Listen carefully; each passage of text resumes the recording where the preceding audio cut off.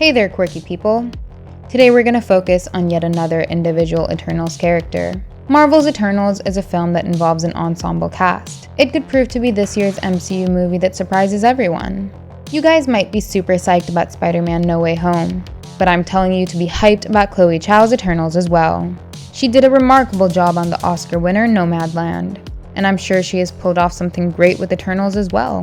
What's crazy is that Marvel hasn't really shown us a lot of footage from Eternals, so most people are not really aware about all the characters involved in the film. Before we go and watch it in the theaters, we should be aware about the characters we're going to invest our time in.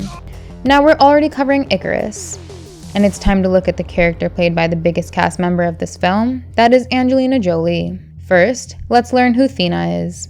While Ikaris is more of a Superman counterpart among the Eternals, we've got Thena, who can be paralleled with Wonder Woman. She is a fierce warrior who finds comfort in battle as compared to any other place. As the trailers have suggested, she seems to have a special friendship with Gilgamesh. It could even be one-sided love on the part of Gilgamesh, but I reckon that they are nothing more than good friends.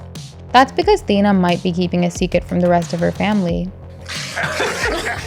In the comics, she had a relationship with a deviant called Crow.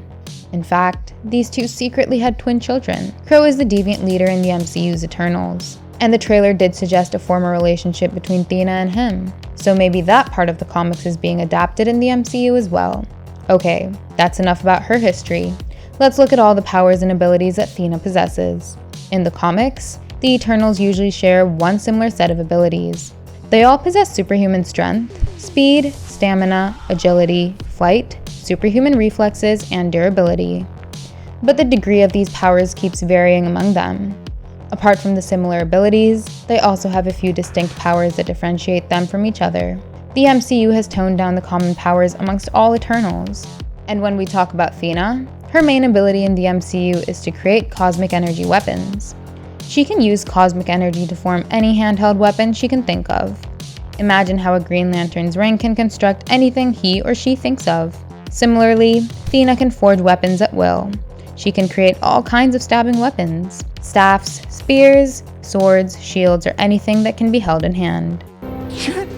We've seen her forging these weapons in the trailers, but they can only be used while she is in contact with them. They cannot be used as projectiles, and that's the only drawback. But still, it's pretty cool that Thena can literally conjure any weapon out of thin air mid-battle. Because she is a master combatant, this ability comes in really handy. And I'm sure she must have influenced the creation of several weapons throughout Earth's history. Apart from this, she possesses superhuman strength. Thena's strength is probably not as much as Ikaris or Gilgamesh, but she could be stronger than MCU's average super soldier. In the comics, she can lift around 25 tons. This might not be the case in the MCU, but as the trailers have shown, Thena can clearly handle her own against the deviants. So I'd say that she is insanely strong. Along with this, she also has superhuman stamina and durability.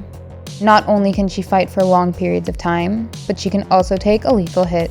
Her eternal body is highly resistant to injury due to her psionic control over her body's molecules. She is mostly invulnerable to conventional weapons. As we all know, she is immortal. It's not possible. In the MCU, she has been on Earth for 7,000 years. But along with her immortality, she also has regenerative healing. Even if she were to get injured in a battle, her psionic control over her body's molecules allows her to rapidly regenerate from virtually any injury. I'm touching myself tonight. And what's crazy is that this ability also comes into effect when she is asleep or unconscious. Now, I don't know if we'll see her regeneration up to this extent in the MCU, but she must definitely have a bit of super healing ability.